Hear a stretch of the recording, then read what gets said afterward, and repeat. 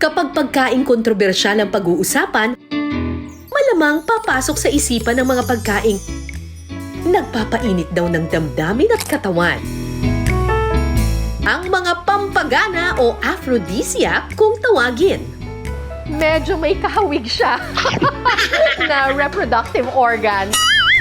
Kapag hinawakan mo siya ng ganyan, mag-shrink siya tapos papasok siya dun sa loob. Wow! Ngayong gabi, yan ang mga pagkaing ihahain namin sa inyo. Mga putahing Ay, nako. Ano ba to? Ang sarap. suwak na suwak sa inyong Valentine's date. Ang nalalasahan mo pa rin talaga yung flavor ng lobster. Wow! Ay, ang sarap naman ito. Alam niyo kung ano na lang kulang dito? Kadate. May makakasama rin tayong tiyak na magpapainit sa inyong gabi, Ayokong nakikita ka nasasaktan. ang kapuso actress na si Claire Castro. I love you, sobra. Ay, ang lambot. I love it.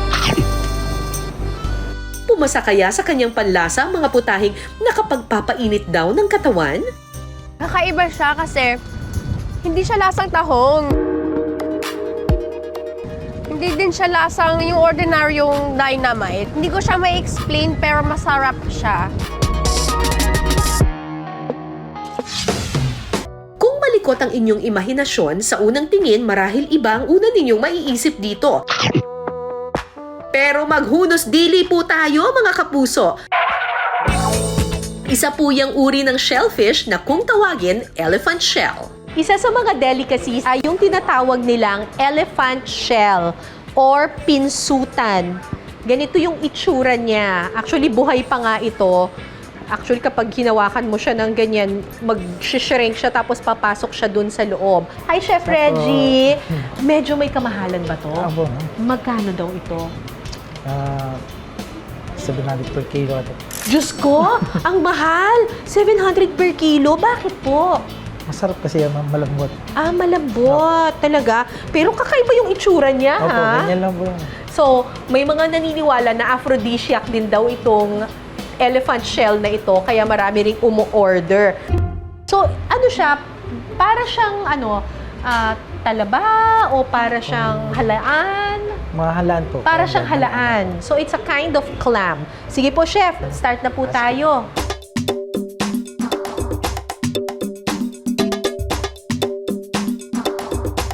Igigisa muna ang bawang, luya, sibuyas, at onion leeks. Sunod na ilalagay ang mushrooms, bell pepper, at celery. Ito po, ano pong ginawa na natin dito? Nilinisan na po siya, ma'am. Tapos, Bali, ito po, nilaga po Apo. natin or Apo. ini-steam? binalian lang po ng mainit na tubig. Parang binlanch Apo. lang. So, Para binalian matanggal lang po yun. ng mainit na tubig, tapos biniak siya, Apo, tapos hilahin na lang po. hihilahin Apo. siya. Tapos, Yan lang po siya. malinis. yun na. Tapos Apo. lilinisan, magiging ganito yung Ganito na po itsura siya. niya. Oh! Parang squid, ang itsura. Akala mo pusit. Ito po ay oyster Oyster sauce. Chef, yung ganito pong elephant shell, kailangan po bang mabilis lang ang Opo, luto ma'am. sa kanya? Kasi hindi po siya kailangan po matagal. Kasi kukunat po yung... Makukunat siya. Apo. Parang kapag nagluluto ka ng pusit, yung kailangan mabilisan lang. Ito Ay, na ano po yung- yan? Ito na po yung exo sauce natin. XO sauce? Apo. Ano naman ang XO sauce? Baboy, Oo. pork po, tapos dry scallop, kiwi. Oh, Pinaghalo-halo na po siya. Paghalo-halo? Apo. Ang alat. Medyo nga lang po siya. May malat-alat. Na maanghang. Apo. Pagkatapos, lalagyan ito ng kaunting chicken stock.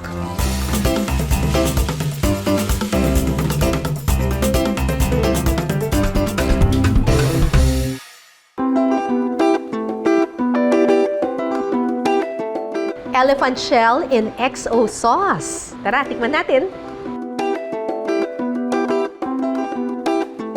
First time kong kumain itong elephant shell. Tikman natin. Lasa siyang pusit. Saktong-sakto yung pagkakaluto ni chef dun sa elephant shell. Hindi siya makunat at all. Tapos crunchy pa yung mga vegetables. Okay siya. Aphrodisiac ang tawag sa mga pagkaing pinaniniwalaang nagpapataas ng libido ng isang tao. Itinuturing din daw na aphrodisiac ang mga pagkaing maanghang at nagpapainit ng katawan. Kasi yung nakukuha natin na anghang sa sili or yung lasa niya mismo na parang matalas, yun yung effect ng capsaicin. Nagre-release siya ng endorphins na nakaka-trigger ng ating tinatawag na happy hormones.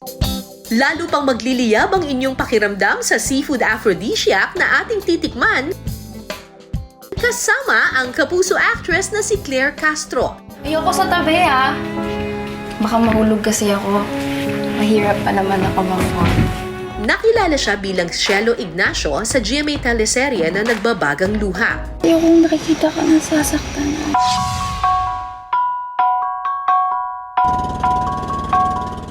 Hello mga kapinasarap! Ako si Claire Castro at nandito tayo ngayon sa Kawit, Cavite. Samahan niyo ako na samahan sila na manguha ng tahong at titikman natin ang napakasarap na luto mamaya. Let's go!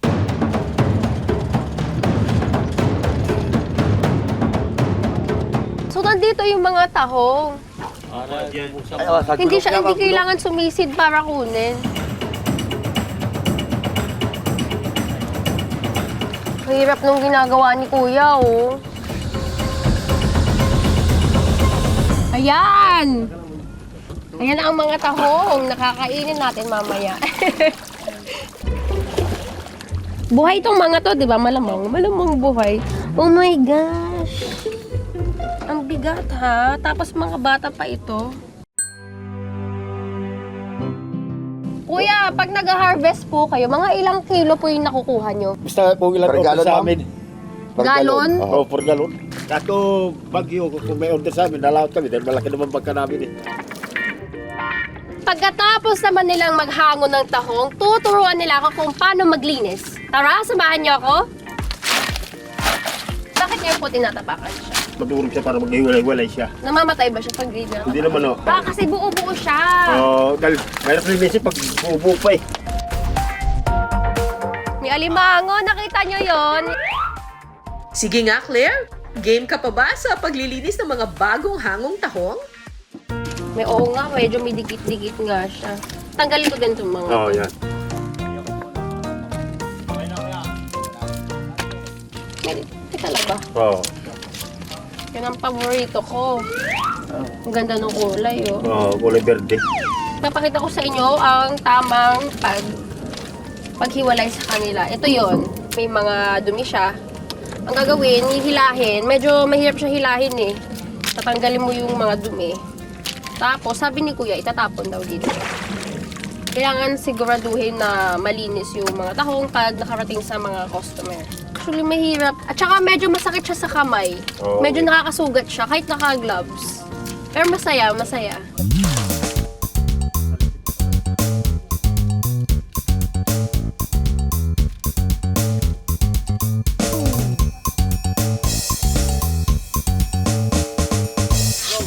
So, ito na nga guys. Ito na yung tahong na hinango natin kanina. At ngayon, lulutuin na natin. Anong gagawin natin, Kuya? Gagawa tayo ng lumpia dahil na may tahong.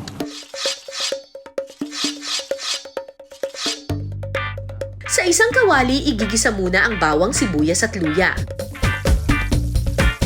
Sunod na isasangkot siya ang tinadtad na tahong. At pagkatapos, sunod na ilalagay ang carrots.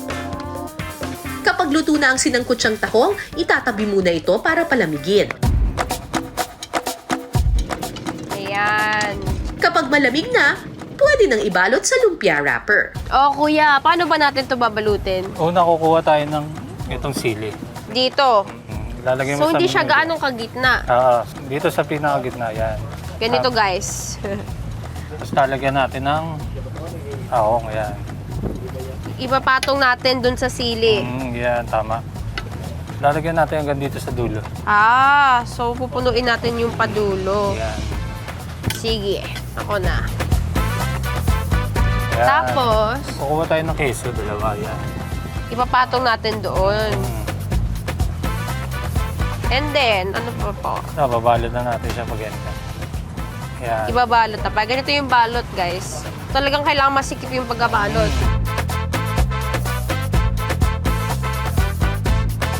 Pagkatapos ibalot, iprito na yan. Ayan na.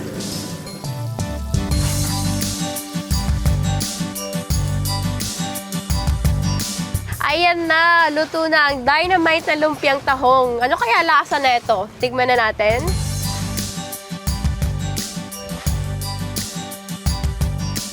Hindi raw mabubutas ang inyong bulsa sa aphrodisiac dish na ito, kaya naman pwedeng iluto sa bahay. So yan, isasawsaw ko to sa suka. Sa sukang may sili, favorite ko. Mahilig kasi talaga ako sa maanghang. Ito na guys. Kakaiba siya kasi hindi siya lasang tahong. Hindi din siya lasang yung ordinaryong dynamite. Hindi ko siya ma-explain pero masarap siya. Medyo may hawig siya sa lasang beef na mas masarap. Maanghang ng konti. Konting-konti lang.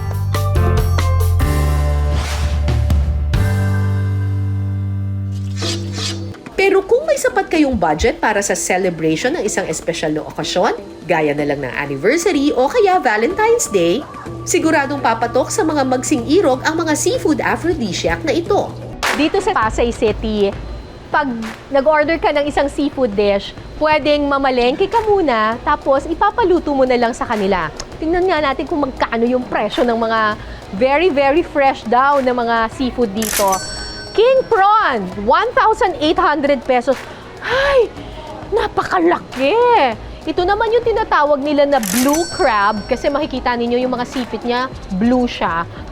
950 pesos, 1,800. Tapos ito, buhay pa yung mga alimango. Kung sipit lang ng alimango ang bibilin mo, 1,200 pesos per kilo. Ibang level!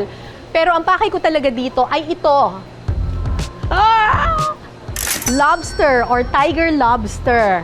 So, if I'm not mistaken, ang presyo nito ay 3,500 pesos per kilo. Pero, ang sabi nila, kung medyo may pera ka, pwede kang umorder ng lobster na talagang buhay na buhay pa. Pero syempre, mas mataas na ang presyo nun. So, tingnan natin yung mga live lobster nila.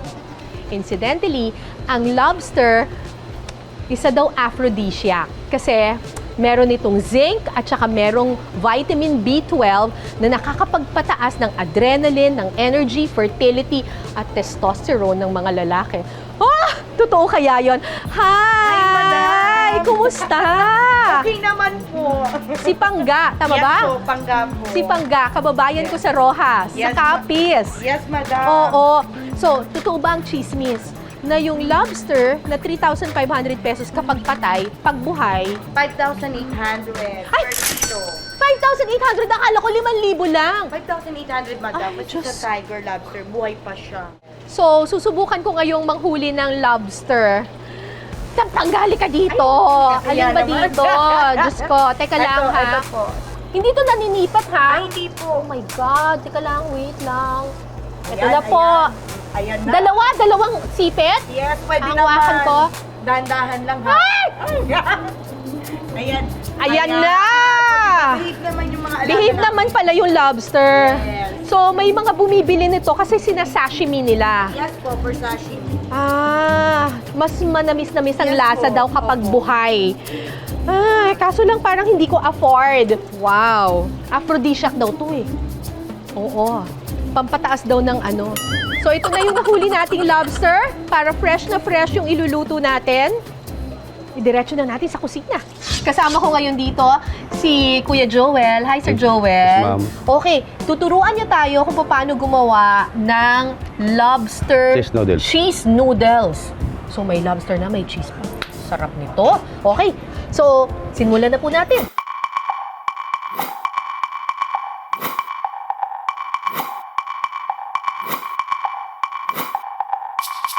Igigisa muna ang luya at onion leeks. Ano po yan? Yan yung pinaglagaan na ng lobster? Lobster. Ah. Tapos lalagay natin yung Noodles. Anong Noodles. klaseng noodles po ito? ano lang ma'am, isa Chinese noodles ito eh. Pancit Canton kung sa Parang atin. pancit canton. Aha. Pancit Canton kung tatawagin natin. Pagkatapos, titimplahan ito ng seasoning powder, chicken powder, asukal, at kaunting asin. Ilagay na rin ang keso. Boss, May cheese na! Yung cheese na ginagamit niya, yung talagang mabilis matunaw na cheese. Oo. Quick melt ba? Oo. So ito, ang niluto lang natin doon sa pinanglasa natin doon sa Pancit Canton, yung mismong pinaglagaan ng lobster. Plus Para yung malasa mga siya. chicken powder. Para malasahan mo siya, ma'am. Oo, para malasa. Lagay natin sa plato. Parang ito ngayon yung base niya. So, naluto na natin yung parang bed niya. Ngayon, yung toppings na. Para naman sa lobster toppings, igigisa ang luya at onion leeks. Ito, ma'am. Oh, Cheese. cheese agad! Idadagdag ang keso at ang pre-cooked lobster meat. Yun! Titimplahan ng asin, asukal, seasoning powder, chicken powder at chicken stock. At para maging malapot ang sauce, gagawa ng potato starch slurry. Para lumapot lang. Pwede rin cornstarch ang gamitin. Pwede rin, ma'am. Pwede Pero mas rin. maganda ito, ma'am, eh. Talaga?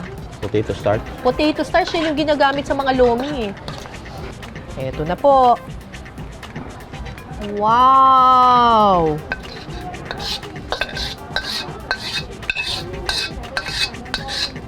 Panalo! Luto na ang ating lobster cheese noodles. Alright, tikman na natin itong cheesy lobster noodles. Natin. Wow. Ang linamnam niya. Ang sarap ng lobster. Grabe, saktong-sakto yung luto. Panalo. Ay, nako, ano ba to, ang sarap. Hindi overpowering yung cheese. Saktong-sakto lang para mabigyan niya ng linamnam yung dish. Ang nalalasahan mo pa rin talaga yung flavor ng lobster. Ay, ang sarap naman ito. Yung mismong dish niya, maalat-alat siya na malinamnam. Tapos, talagang ang star of the show ay yung lobster. Kasi, it's perfectly cooked. Hindi siya overcooked at all. Very tender pa siya. Tapos, wala siyang lansa at all.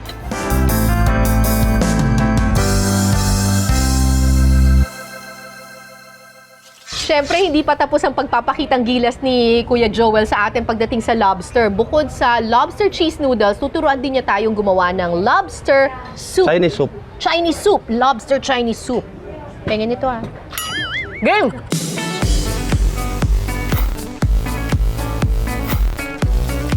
Igigisa muna ang luya, onion leeks at mushrooms. Sunod na ilalagay ang lobster stock.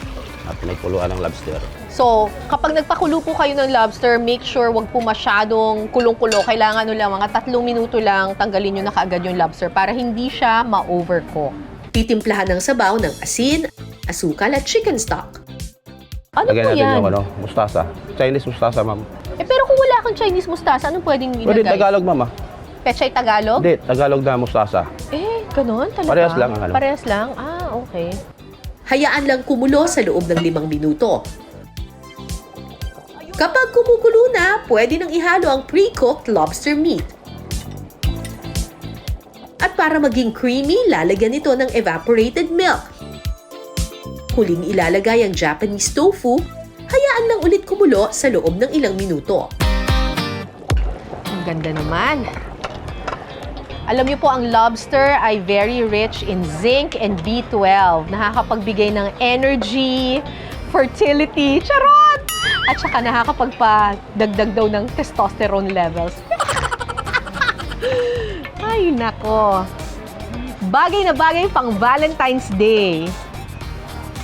Nako, excited na akong tikman itong lobster soup Chinese style.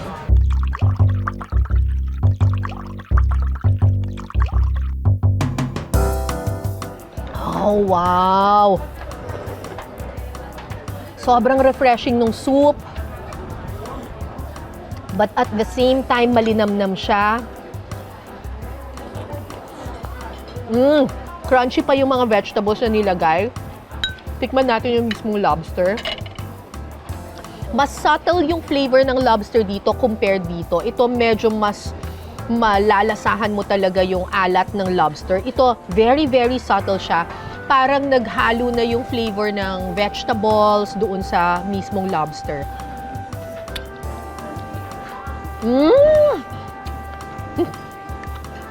Sarap. Yung soup itself is very refreshing at saka meron siyang linamnam. Alam niyo kung ano na lang kulang dito? Kadate. Yun na lang ang kulang dito, kadate. Sobrang perfect for Valentine's Day. Ito, kukunin ba to? Ang next seafood dish natin, medyo mahalay raw ang itsura. Ano ba ito? Bakit itsurang ano? Nahahawig daw kasi ito sa, alam nyo na. Sea cucumber ang tawag dito na karaniwang nahuhuli sa dagat at bakawan. Sinasabing aphrodisiac din ang mga sea cucumber, pero ano kaya ang lasa? Yan ang aalamin ni Claire. Kasama ko ngayon si Chef Wu. He is a Hong Kong national. And kasama natin ngayon ang operations manager na si Sir Eric Lim. How are you today? Yeah, I'm fine, yeah. I'm very happy to be here and I'm excited to learn this recipe.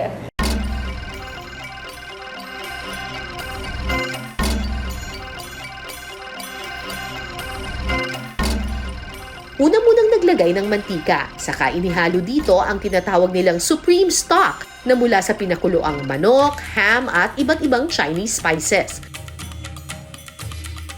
Pagkatapos, inilagay na ang half-cooked na sea cucumber. Pinakuluan ito sa loob ng 10 minuto. Well, nakikurious ako kasi parang nag-expand siya. Lumaki siya habang habang nagbo-boil. At para lumapot ang sauce, lalagyan ito ng cornstarch na tinunaw sa tubig. Titimplahan ito ng oyster sauce at sunod na idadagdag ang broccoli.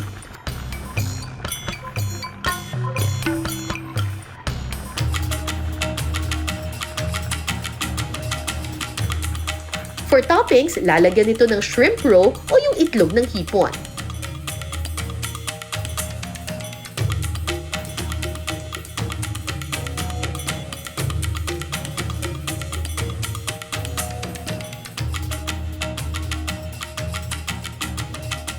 Excited na ako. So, ayan, titikman na natin. Ayan. Ay, ang lambot. I love it.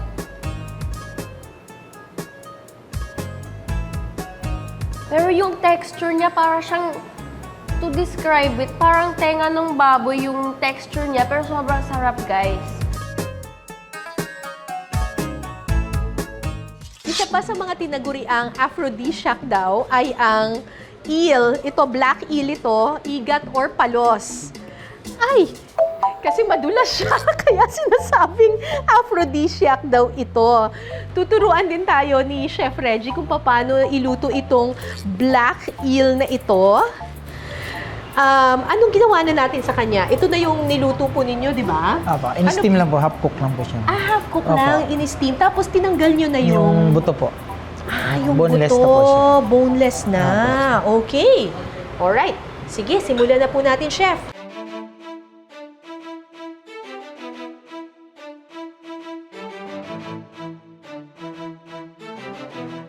Igigisa ang luya, bawang, sibuyas at onion leeks. Sunod na ilalagay ang siling pangsigang at siling labuyo. Titimplahan ito ng kaunting patis, Black eel. matapos mag-caramelize ang mga aromatics, ilalagay na ang igat. Titimplahan ito ng oyster sauce, toyo, chicken powder, asukal at paminta. At para mag-blend ang flavors, hinaluan din ito ng kaunting chicken stock.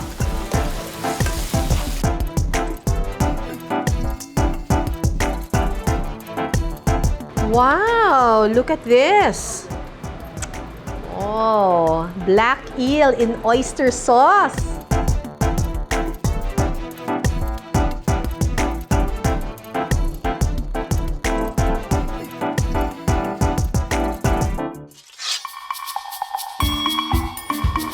Ay, panalo. Medyo maanghang ah.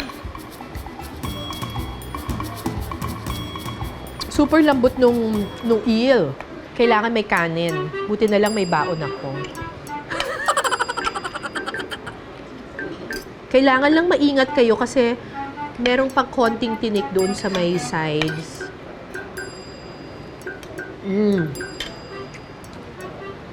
Mas okay talaga to pag may kanin.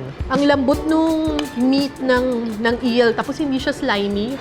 Usually yung natitikman ko na luto sa eel yung may gata eh. So bago ito sa aking panlasa, yung oyster sauce ang nilagay. It works. Okay siya.